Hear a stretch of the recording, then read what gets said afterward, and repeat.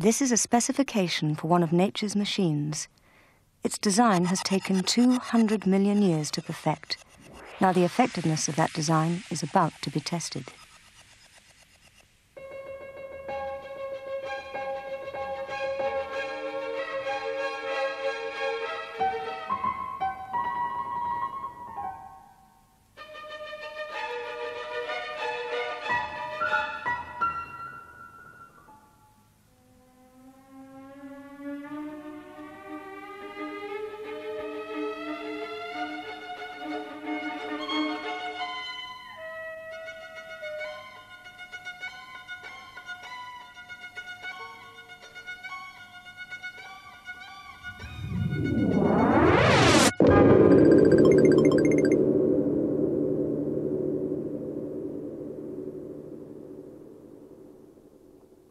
Living creatures evolved in a world which is full of variety, extremes of temperature and terrain, land and water, marshes and deserts.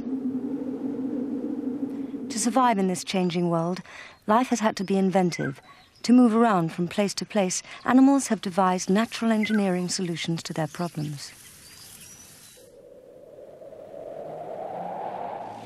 As a recent arrival, man doesn't have some of the agility and speed of the animals, but he makes up for this lack of skill by the ingenuity of his technology. Surrounded by a protective shell, we can travel wherever we like, however hostile. Now our machines have taken us into space. We have built ourselves sophisticated manipulators, and the computer revolution allows us to sit back while robots do our work for us. We're bringing it back to show. We're on page 1-6. We use our robot devices to protect ourselves from hazards such as radiation, or to carry out the more boring and repetitive tasks in industry. But not all engineers are preoccupied with such mechanical tasks. There's a new breed of designers who see that biology has solved some of the problems we haven't. Most people have in their understanding, I guess, the idea that machines can someday produce devices, carry people around, go into dangerous environments, do a number of things of value. In the shorter term, the reason we build these devices is to understand more about them. For example, how can you make a machine manipulate an object or assemble a pump? How can you make legs carry a vehicle around? There are a number of basic questions there which are of interest and which are studied either by building machines and observing their behavior, or taking biological machines apart and try to understand what principles underlie their operation and how they in fact do so well.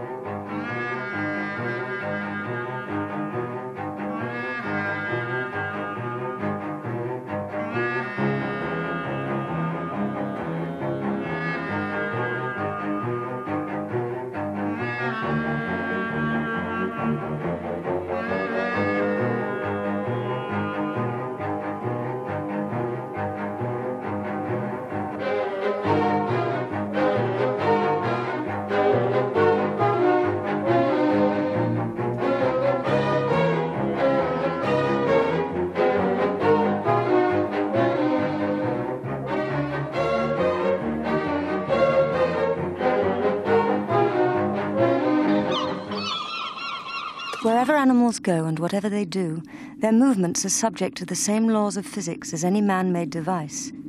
We can often solve our own engineering problems by analyzing the successes of the other animals.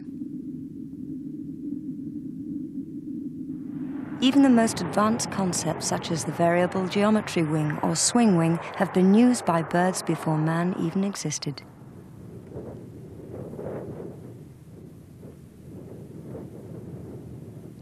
Certainly, it's in the air rather than on land that man competes best with nature's technology. Try designing a plane with legs, and you'll see why our flying machines have to have wheels and a smooth runway.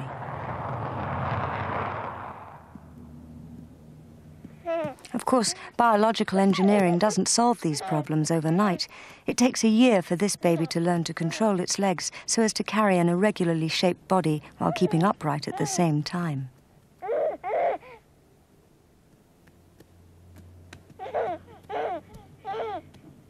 everyday actions are far more complex than they seem. The two main skills of moving and manipulating require the collaboration of muscles and bones and, above all, a complex nervous system capable of learning from its mistakes. Like the hesitant stumbles of an infant, machines are just beginning to stand up on their own. But it will be several years before they develop the skills to cope with rough country like a man at the peak of his performance.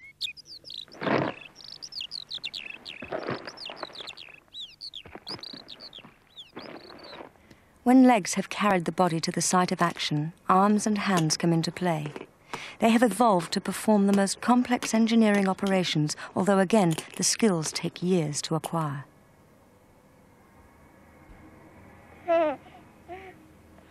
The human hand is a hard act to follow. It is capable of exerting great force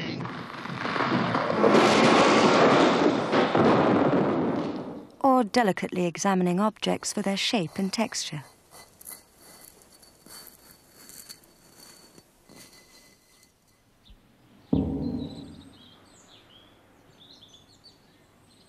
Faced with achievements like these, how close are engineers to building a robotic version of this extraordinary device?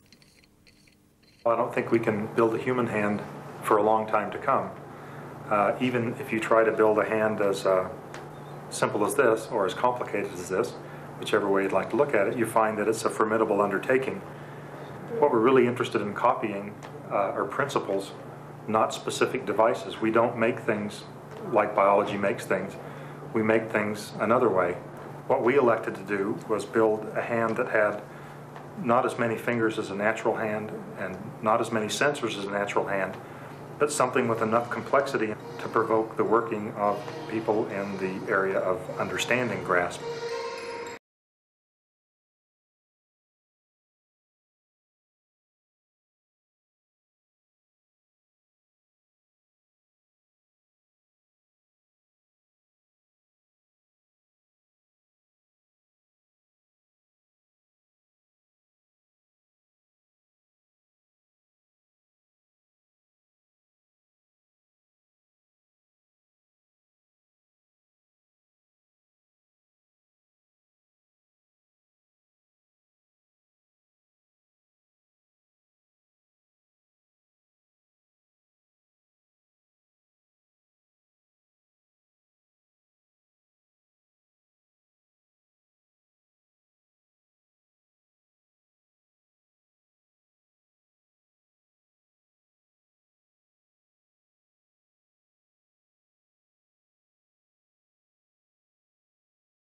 The Utah hand can be forceful or gentle.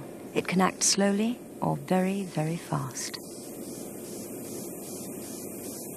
The hand would be uncomfortably large if it had to contain all the muscular power it needed within itself. Like the human hand, tendons are necessary because the power source is some distance away. In this case, the job of the muscles is done by pistons powered by compressed air.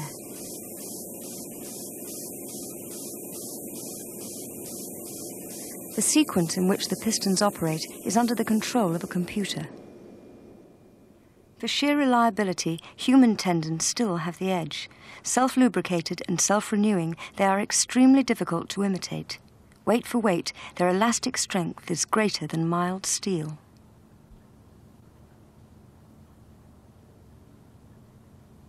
Tendon technology is the key to the design of lightweight manipulators.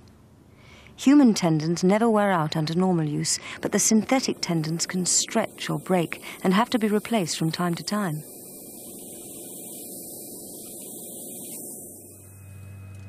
This arm uses wires that combine the roles of both tendon and muscle.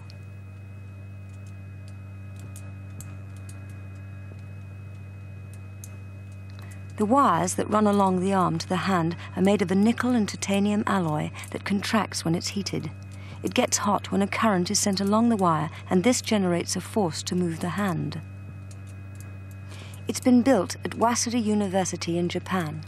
Because the wires are so thin, the arm can be very light, and they are the nearest engineers have come to imitating the action of muscle fibers.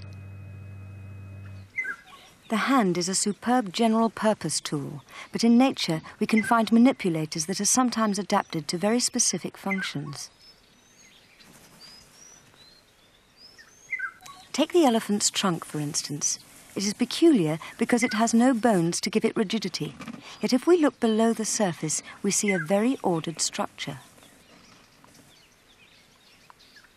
First, there is a thick layer of muscles running along the trunk which can bend it in any direction. Underneath are spirally wound fibres to make the trunk twist. In the centre is a core of springy connective tissue around the nostrils. Radial muscles attach this to the surface. When these contract, the trunk gets longer. All these muscles are anchored in sheets of tendon. The result is a very flexible manipulator, precise and delicate when it needs to be, but capable of a wide variety of activities involving different amounts of force.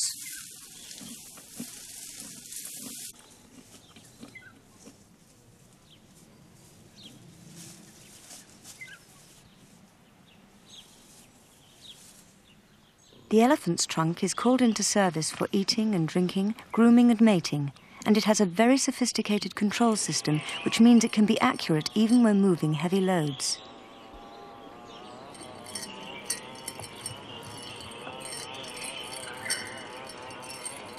For engineers, obtaining this degree of control over flexibility creates problems. If you consider your hand, if you hold it out in front of you and then suddenly apply a load, your hand gives.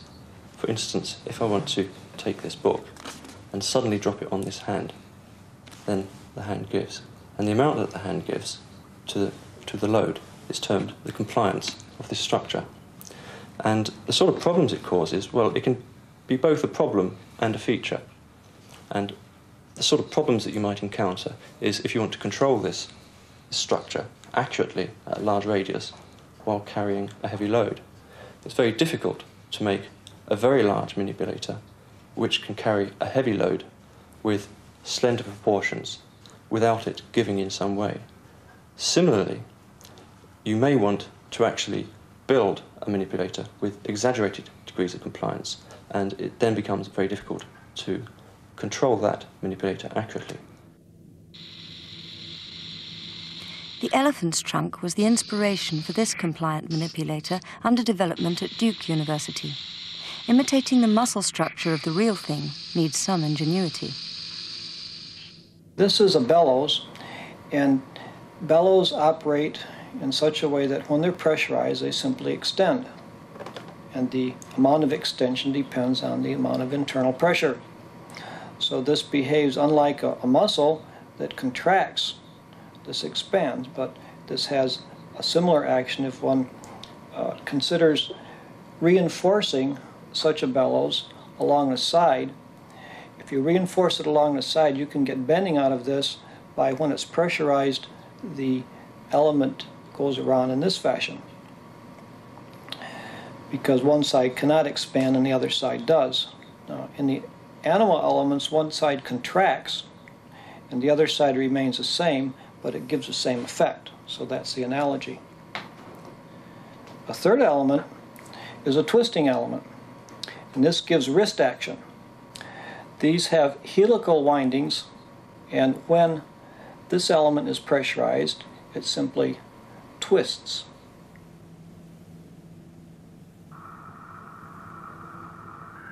Air pressure in the segments is coordinated by computer to produce the movement.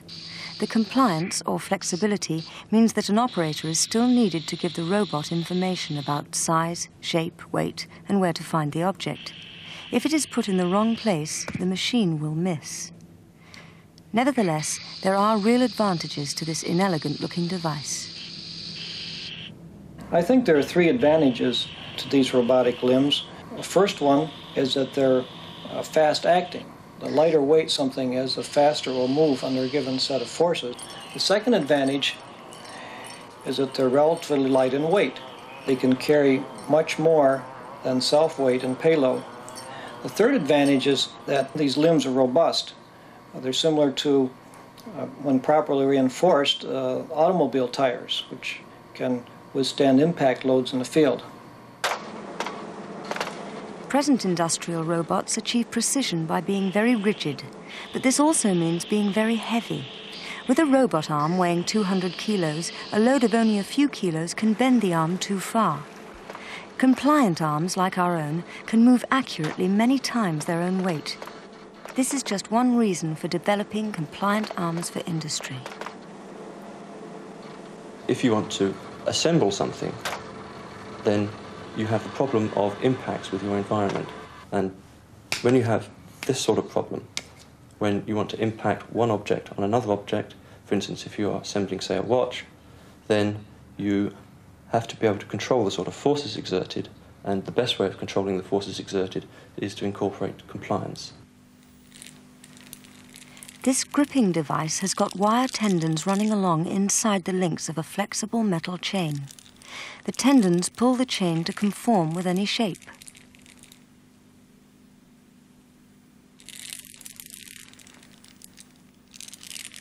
It is compliance that allows it to apply its grip with even pressure to any shape, even though it has no concept of the outline of the shape. It's one of the latest products of Japanese robot technology, and it can apply its grip with even pressure to any shape, compliant or not. This product gets its design from the pliable form of the snake. Snakes have bodies that allow them both to move and to manipulate with the same simple engineering design.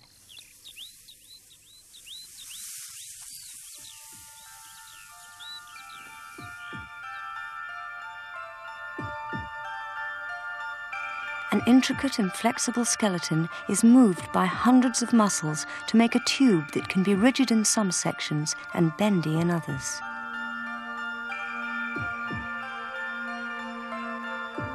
Each segment of the snake is controlled by a separate section of the spinal cord so that it can carry out feats like this, clinging tightly to a tree with its back end while using its front like a flexible manipulating arm. For engineers who want to gain access to tight corners, snake technology has been a fruitful source of ideas. The Central Electricity Generating Board has been working on this robot arm to help prepare nuclear reactors. Each segment follows the movement of the one in front, and so the operator only has to point the head, and the robot ensures that the rest of the body follows the same path.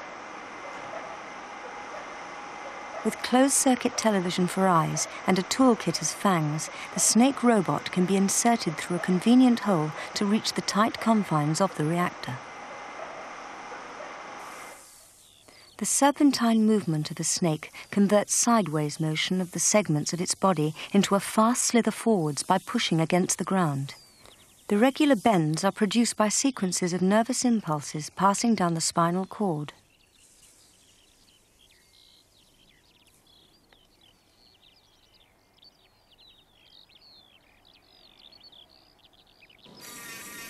The principle is easier to see in this Japanese machine.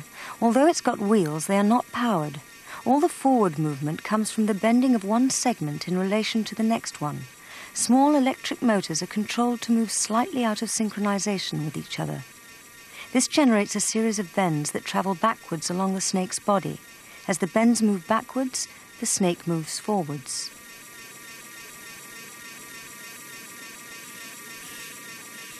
By changing the order in which it moves its sections, the snake can generate bends to cope with any type of narrow, irregular path, such as pipes. Could I get your attention, please? There has been a state of emergency declared on 3 mile hour. When safety systems failed here, it hit the headlines. Not so obvious was that a mobile inspection robot was used to reduce hazards to personnel trying to contain the emergency. Bomb disposal teams use robots with wheels, but there are plenty of situations where only a human with legs can go. This fact is not lost on the military, and that's the clue to the next key development in robot locomotion: machines with legs. The military has been interested in legged locomotion for quite some time, at least 20 years actively that I know of. The reason is that 50% of the dry land mass of the world is impassable to wheeled or tracked vehicles of any military design.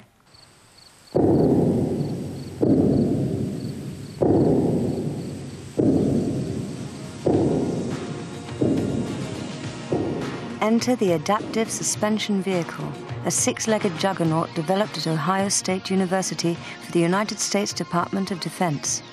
Ultimately, production versions of this prototype will carry men and equipment through dense forest, marshes, and boulder-strewn hillsides where even tanks cannot go.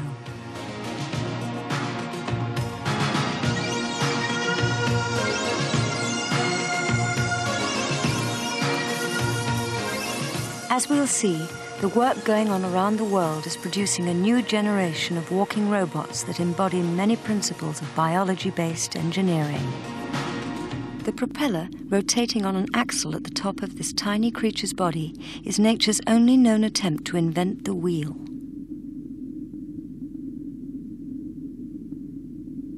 And yet, our man-made world is full of wheels. Has man improved on nature's technology? Not really, since we've had to invent roads for them to run on. Nature's solution, legs, is still the most versatile way of getting about on almost any surface, however rough. One problem with wheels is that they have to be large enough to straddle the dips and holes in any rough surface. Another is that they are not much use for the soft surfaces that cover much of the world. In soft soils, legs are much more efficient than wheels. They can transfer more power into the soil per onboard horsepower than a wheeled vehicle can.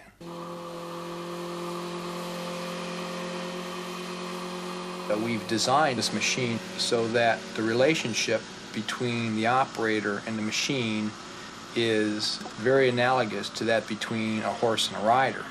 The operator tells the machine through the hand controller which way he wants to go and how fast he wants to get there. And the machine does almost everything else, especially as far as where to place its feet and which ones to cycle, so that the machine can crab walk as it's moving forward. But equestrians can teach horses to do that on command too. Can teach a horse to walk sideways and even backwards. Our machine walks backwards much more readily than a horse will walk backwards. But that's because our machine isn't as smart as a horse and doesn't understand that it could trip and fall. The ride quality is somewhat similar to a horse. It tends to be a little bit bumpy, but we could smooth that out if we just had faster computers.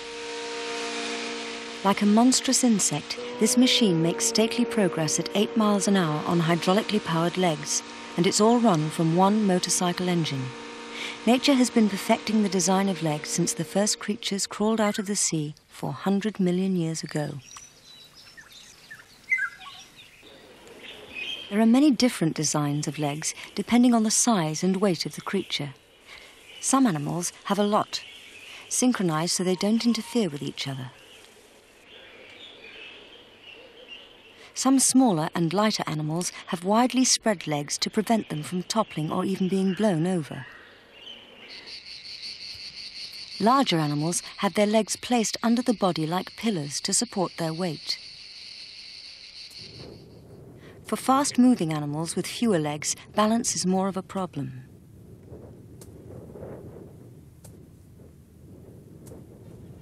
Having lots of legs gives you greater stability and more traction. Choosing the most appropriate number of legs and the best way to balance on them is the first problem facing designers of walking machines. There are two kinds of balance, active balance and static balance. In static balance, also called passive balance, all that matters is the positions of the legs and the feet with respect to the body. If you took a walking machine that was walking with passive balance and froze all the joints, the machine would just stay in the position you left it, and it would be passively stabilized. It would balance itself pretty much the way a chair or a table balances. In active balance, this is not the case. And an actively balanced system would tip over if you just maintain the configuration. For instance, I'm going to balance this ruler on my finger, and if I were just not to move my finger, it would tip.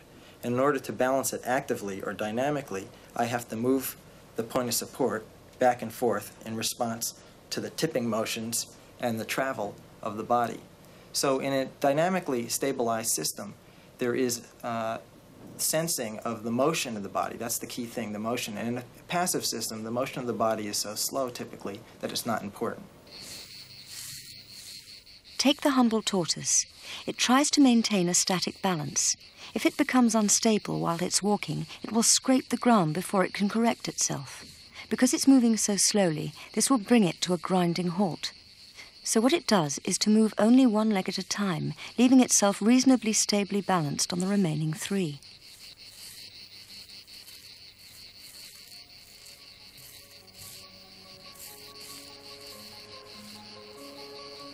Its walking pattern is a moving tripod, a sort of peripatetic milking stool. As you can see, at any one time it always has at least 3 legs in contact with the ground.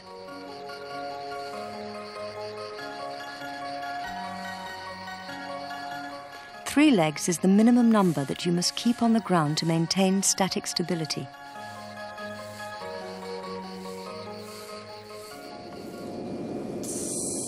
One of the earliest attempts to imitate the 4-legged motion of animals was this walking truck, built by General Electric in the USA as far back as 1965. A human operator was suspended in the body, and he gave the commands to each of the legs through a hydraulic system that followed the movements of his arms and legs.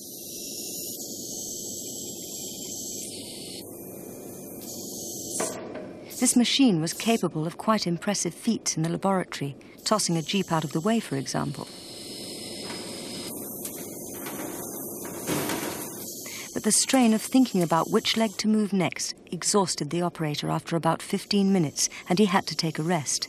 Nevertheless, the walking truck was considered a landmark in the design of walking machines. A major development needed, if only to prevent exhaustion among operators, was some form of centralized control device that could take over some of the decision-making. This Japanese quadruped has a computer, fed with information from sensors that detect where the legs are at any one time and what the surrounding surface is like. Although it has no overall picture of the environment, it will respond to information received from its feet and negotiate obstacles or climb stairs with ease, if not grace. As soon as one of the little wires makes contact with something, it triggers a sort of reflex action to halt or withdraw the leg. The problem with this 4-legged creeping gait is that there's only one tripod. To remain balanced, only one leg can move at a time.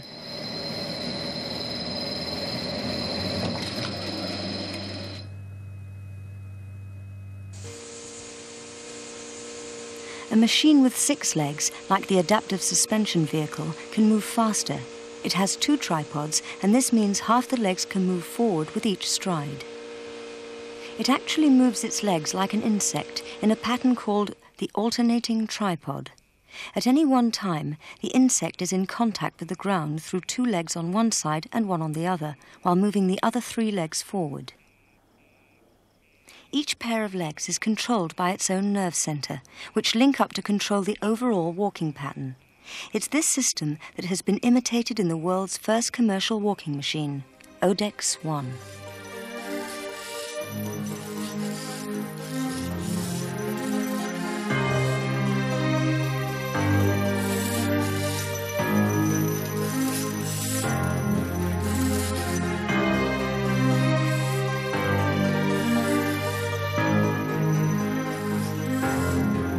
Odetics is interested in developing walking machine technology because there are a number of applications where a machine that provides its own locomotion by walking on legs is a very definite advantage where other concepts fail.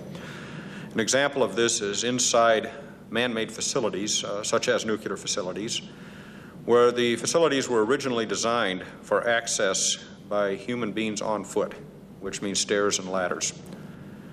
And these facilities now, of course, are operating with environments where humans can no longer go into these areas, yet there's the need for a machine to go in and do inspection and maintenance. Odex 1 is radio-controlled, although it takes care of the guidance of its own legs. It can go up unfamiliar staircases and negotiate doorways. One day, it will have a sense of vision so it can see for itself where to go. The ability to avoid obstacles is essential if the machine is to work with man. In the man-made environment where the accessible pathways for the robot are very confined and very cluttered, it's extremely important that the walking machine be able to place its feet at very precise locations based on the available foot space. For this reason, we have opted to build a statically stable walking machine concept. And with that statically stable concept, we've chosen 6 legs because this affords the greatest speed efficiency while still maintaining static stability.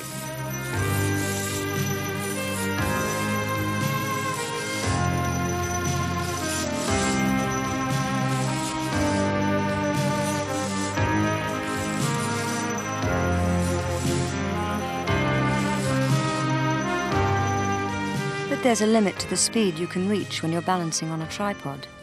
On a good day, the tortoise can get up to ½ kilometre an hour, and in fact it achieves this by having 2 legs in the air for very short periods. Because of this, the tortoise develops a wobble, but it can't afford to wobble very much. Animals that are seriously interested in speed often have no legs on the ground at all. They balance actively, continually adjusting their balance whenever any one of their legs does touch the ground. In our lab, we've been concentrating on active balance. And to do that, initially, we built machines that only had 1 leg. A one-legged machine has to balance because it doesn't have any opportunity for static support. That is, you can't spread out the feet in order to keep it balanced passively. So we built one-legged machines. They actually hop instead of walk. And we found that the control of these machines wasn't really too difficult. The control system was decomposed into 3 parts. There was one part that maintained the up and down bouncing motion to produce hopping.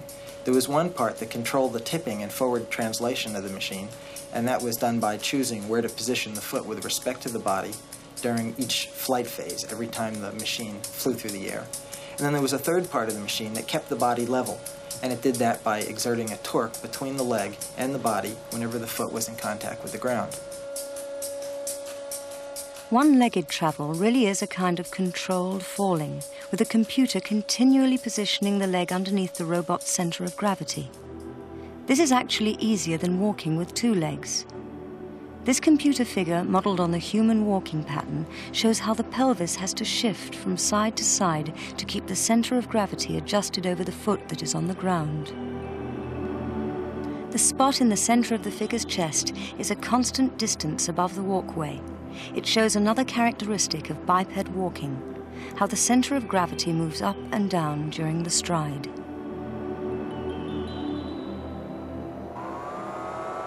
To reproduce this pattern in a robot is actually very difficult. This advanced Japanese biped is really quite an achievement. It's able to shift its whole body dynamically from one leg to the other with just about enough control to climb a set of stairs.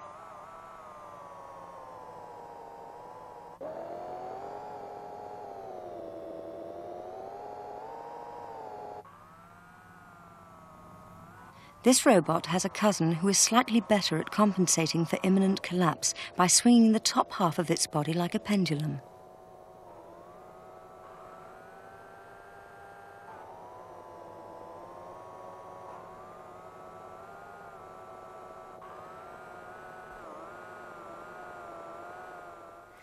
Walking's a bit like rolling on a broken wheel. Think of the legs as spokes. Think of the feet as bits of the rim of a broken wheel. As we walk, we travel along on this wheel, but because the wheel is broken, we rise and fall. At one stage of the step, we're high. At another stage, we're low. that means we're gaining and losing energy of height. But also we're speeding up and slowing down. And what happens in walking is that as we go along, we're swapping energy back and forth, from energy of height to energy of movement and back again. It's the principle of the pendulum. And that's fine, provided you don't try to walk too fast. Because if you try to walk really fast, then at this stage of the stride where you're falling, you simply can't fall fast enough because gravity won't pull you down any faster. So above a certain speed, walking becomes impossible. You've got to do something else. And that something else is running. At the transition between walking and running, one leg pushes off before the other touches the ground. The gait changes to a series of controlled leaps. The body starts to bounce up and down even more than when walking, and the legs have to absorb a lot of energy on landing. They store the energy like springs and return it in the next stride.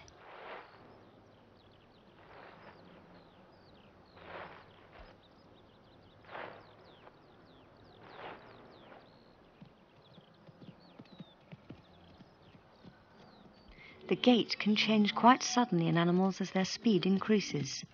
Some, like horses, show several changes.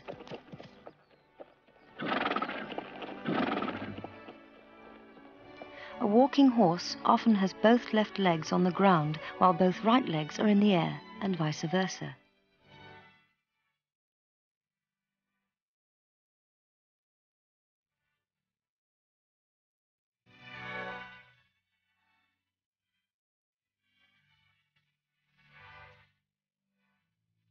As it increases speed to a trot, it changes the phasing of its legs. Now it moves diagonal pairs together, jumping from one to the other.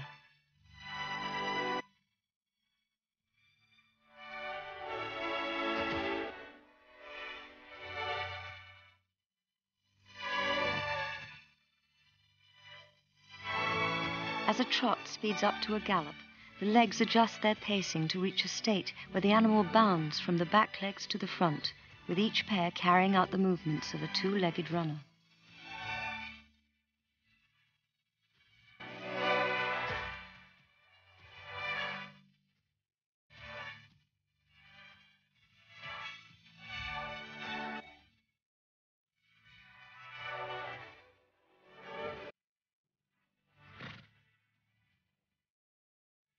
The horse changes gait for good mechanical reasons. It is actually using the compliance in its legs to absorb the energy released when its hooves hit the ground. If you consider the problem of actually walking or running, then you have the problem of having a limb which is contacting with the environment. That is, as you take each step or as you're running, then each leg in turn impacts with the ground. And at each impact, you really want to be able to absorb the energy of impact and to use it in your next stride. And some engineers, for instance Raybert in the United States, is looking at the problem of how do you control a machine in which you actually take that impact energy and restore it back into the running gait of the machine when running. In hopping machines, we use compliance in two ways. One is the feet are soft so that when the foot hits the ground, there isn't a large shock. Then there's another spring in the leg, which is used to give the bouncing motion efficiency, because the energy that's available in one hop is stored in the leg and then returned to the bounce that occurs on the next step. The springs in the monopod are analogous to the tendons in our own legs, ankles, and feet. Similar material in the locust jumping leg stores up energy needed for its prodigious leaps. In the kangaroo, the massive tendons in its leg make hopping very energy efficient.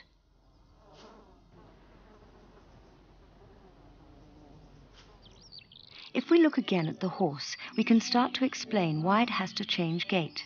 When it changes from a walk to a trot, it starts to harness the compliant properties of its tendons as springs to store energy as it bounces up and down. Here I've got a model of the lower part of a horse's leg. Here's the hoof, here are bones, and here down the back of the leg, there are the tendons. Now when the horse puts its foot down on the ground, puts its weight on its foot, the joints bend, the tendons are stretched, and then as the step continues, we get an elastic recoil, and the tendons throw the horse back up into the air.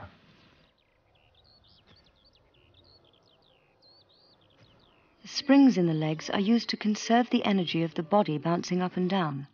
But as the horse moves faster, more energy is wasted, just in swinging the legs backwards and forwards. To conserve that energy, it changes gait again to the gallop, and this brings a second set of springs into play.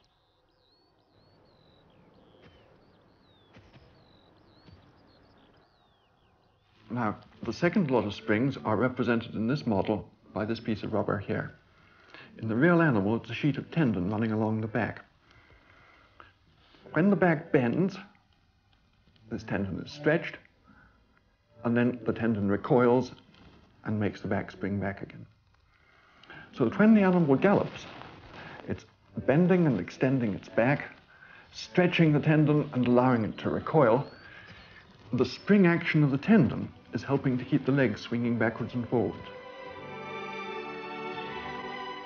The legs themselves have an energy-saving design. The horse has most of its leg muscles in its rump. This is some way away from the lightweight hooves, which the muscles cause to accelerate and decelerate.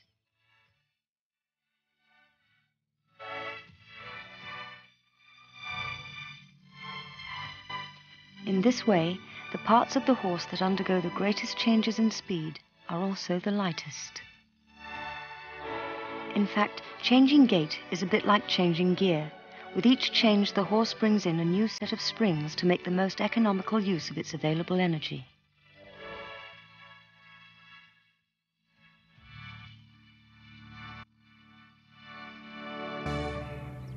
Galloping like a horse is one way a robot could achieve greater speed.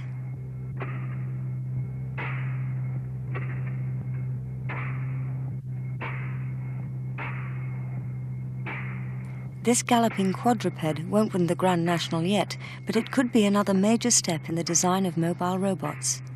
Its increased speed is helped by the latest in computerized balance systems, relying on sensory information from its limbs and body. One of the technical ideas behind the walking truck was to use force feedback to give the operator a greater sense of interaction with the machine and the machine as it worked in the environment.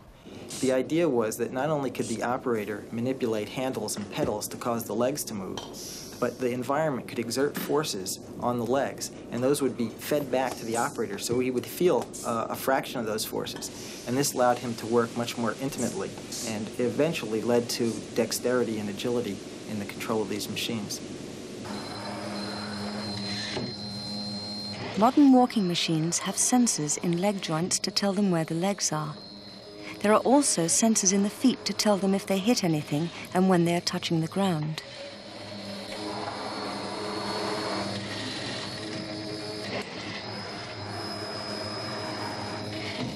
Manipulators like the Utah hand also use sensors in the joints to keep track of where the fingers are.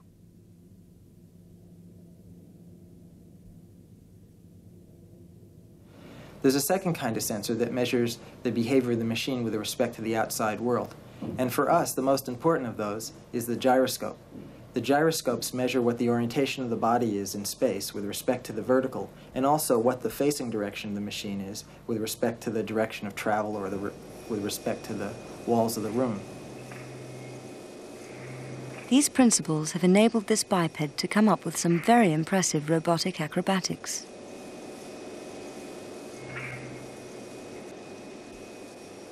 It's really more self-reliant than it looks. The connecting pole is just to steady it when it's still. With a gyroscope to keep it balanced, the monopod is more than a match for the provocations of its inventor.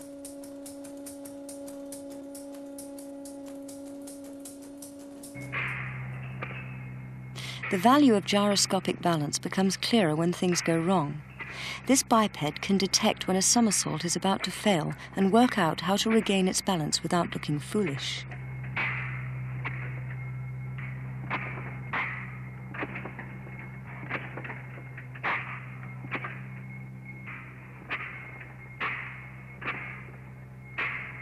This ability to maintain balance is one that many different animals have brought to a fine art, and they often use the principle of the gyroscope.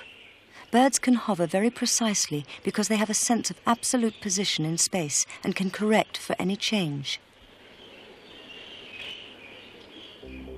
Flies, like this daddy longlegs, achieve the same precision with the aid of knobbly projections behind the wings.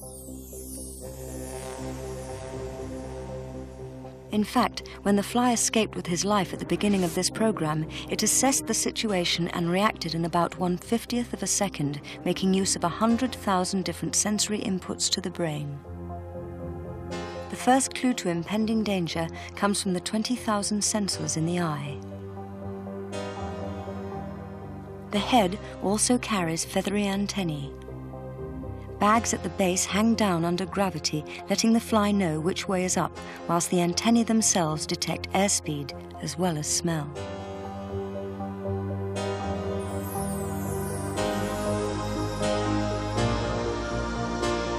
The body is covered all over with touch-sensitive hairs. Hairs in the legs tell the fly how much the joints are bent. Those on the feet indicate when they are touching the ground. It's very clear that the information processing side of an animal's daily life is as important as its ability to move fast. Who eats whom often depends on quick sensing and fast acting.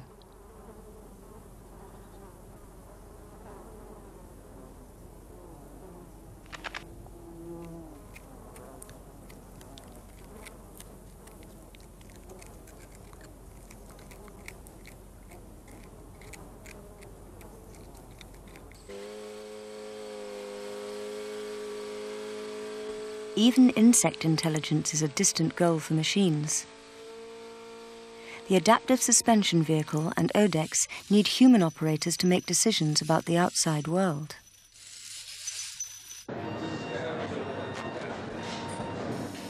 This arm, developed by the Jet Propulsion Laboratory, selects and copies the movements of an operator linked to an identical master arm.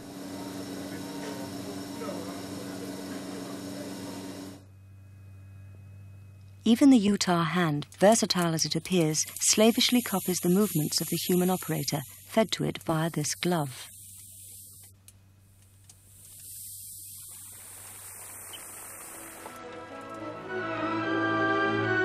But if robots are going to be more than extensions to our own arms or legs, they have to be capable of extracting information from the environment and acting on it. Where can we find a robot that's up to a human task like this? Reading a musical score and turning it into body movements that produce beautiful music. Well, in Japan, in fact.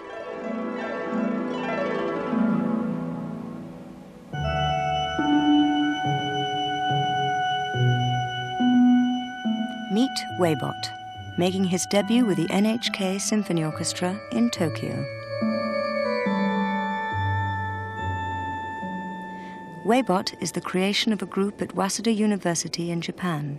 Its eyes and brain can read and memorize a page of standard music score. It can then analyze what it sees and generate the movements of the hands and feet needed to play the organ's keys and pedals.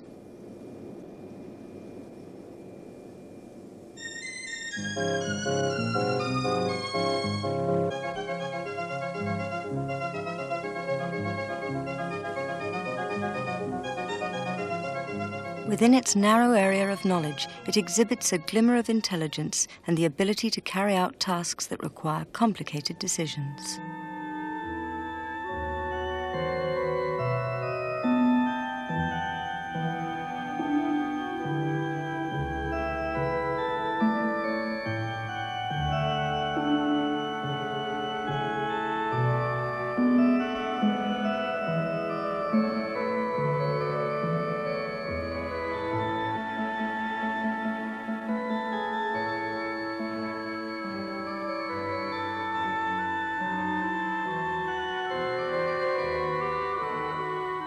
With the Bach-loving organ-playing robot, the Japanese have presented the world with a glimpse of things to come.